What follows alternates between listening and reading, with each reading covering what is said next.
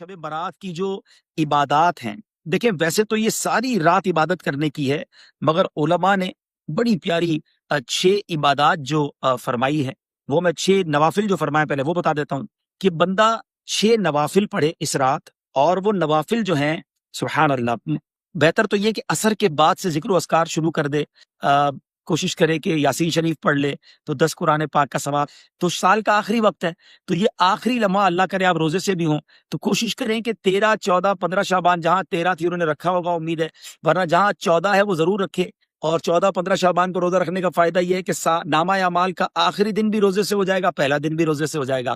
اب نامہ اعمال کے جو آخری لمحات ہیں وہ کون سے ہیں؟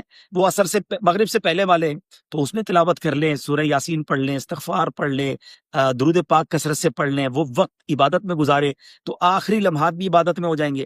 پھر مغرب کے بعد فوراً کیا کرنا ہے؟ مغرب پڑھ لی، اب 2 رکعت نفل پہلے پڑھنی ہے کہ یا اللہ ان نوافل کی برکت سے مجھے ہر قسم کی بیماری اور آفتوں سے محفوظ فرما، اور اس کے بعد یاسین شریف پڑھ لے۔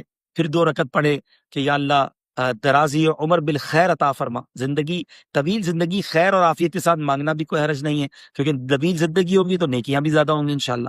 پھر یاسین شریف پڑھے، پھر آخری 2 رکعت نفل، یا اللہ اپنے در کے سوا کسی کا محتاج نہ کیجیے، اللہ کرے ساری زندگی دینے والے بنے، مانگنے کی کبھی نوبت ہی نہ آئے، یہ نوافل اس نیت سے پڑھیں، اور پھر یاسین شریف پڑھیں۔ اچھا، ایک عجیب سا فینومنا ہے، ایک عجیب سی مسکنسیپشن پھیلائی جا رہی ہے کہ جناب یہ کدھر لکھا ہے اور یہ کیا ضرورت ہے کرنے کی؟ مجھے بتائیں بھائی، ہم کرتے کیا ہیں؟ اس میں اللہ کی عبادت کرتے ہیں، نفل پڑھتے ہیں، کیا نفل کسی بھی وقت پڑھنا منع ہے؟ ہم قرآن پڑھتے ہیں، کیا کبھی بھی پڑھنا منع ہے؟ اگر بزرگوں نے فرمایا اور ہم عمل کرتے ہیں، کیونکہ یہ رات عبادت کی ہے، یہ رات مغفرت کی، یہ تو حدیث پاک میں ہے نا، تو اگر کوئی عبادت کی رات، مغفرت کی رات نوافل پڑھتا ہے، یاسین شریف پڑھتا ہے، اللہ کی بارگاہ میں دعا کرتا ہے، تو پرابلم کیا ہے؟ لوگوں کو پرابلم اللہ کی عبادت سے کیوں ہو جاتی ہے؟ اس بہانے لوگ جمع ہو جاتے ہیں، اس بہانے لوگ عبادت کرتے ہیں، اللہ کو یاد کرتے ہیں، ورنہ کہیں بھائی اپنے طور پہ جو جی چاہے کر لیں تو کچھ بھی نہیں کریں گے۔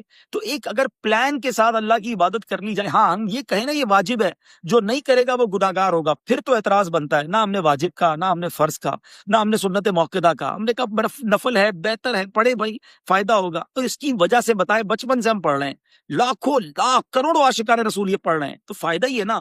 اور اگر آپ کہہ رہے ہیں جناب کوئی عبادت نہیں کرنی، اپنی اپنی مرضی سے کریں، تو سب تتر بتر ہو جائے گا۔ تو اللہ سلامت رکھے، ہمارے بزرگوں نے ایک پورا ہمیں پلان دیا، اور اس پلان کے ساتھ ہم عمل کرتے ہیں تو بڑا اچھا وقت گزرتا ہے، دل کو کچھ ڈھارس بن جاتی ہے۔ حدیث پاک میں پیارے آقا نے فرمایا نا کہ ایک بار یاسین پڑھنے والے کو 10 قرآن پاک کا ثواب ملتا ہے، تو 3 سورہ یاسین پڑھی، 30 قرآن پاک کا ثواب، اعمال نامہ شروع ہوا فوراً مل گیا۔ امیر اہل سنت تو ایک اور بھی بڑی پیاری بات بتاتے ہیں کہ ہر 2 رکعت نفل کے بعد 21 بار سورہ اخلاص بھی پڑھ لیں، سورہ اخلاص قل هو اللہ احد، 3 بار سورہ اخلاص پڑھیں گے بھی حدیث پاک میں ہے، تو اس میں ایک قرآن پاک کا ثواب ہو گیا۔ تو 21 بار سورہ اخلاص پڑھے تو 7 قرآن پاک کا ثواب، ایک یاسین پڑھے تو 10 قرآن پاک، یہ ہو گئے 17 ملٹیپلائی بائی 3، 51 قرآن پاک پڑھنے کا ثواب مغرب اور عشاء کے درمیان ہی مل گیا۔ تو پھر تو پرابلم کی ہے؟ اور یہ حدیث پاک میں نبی پاک نے یہ تو نہیں فرمایا کہ بھائی سورہ یاسین کا 10 قرآن کا ثواب ہے، شب برات کو نہیں ہے، تین بار سورہ اخلاص پڑھنے پر پورے قرآن کا ثواب ہے مگر شب برات کو نہیں ہے، ایسا تو نہیں ہے۔ تو پھر کیوں لوگوں کو کنفیوز کرتے ہیں بھائی؟ پڑھنے دیں، لوگ عبادت کر رہے ہیں۔ تو بہرحال آ جائیں واپس اپنے پوائنٹ کی طرف کہ عبادت کریں، دل کھول کر کریں۔ اس کے بعد آپ کیا کریں؟ رات کو ویسے تو قبرستان جانا بھی سنت، لیکن اس رات کو میرا ایک اور مشورہ یہ ہے کہ صلاۃ التسبیح بھی ادا کریں۔ بڑی کمال کی نوافل ہیں یہ، اور بڑی طویل نوافل ہیں، اس کو پڑھنے کا مزہ بھی کچھ اور آتا ہے۔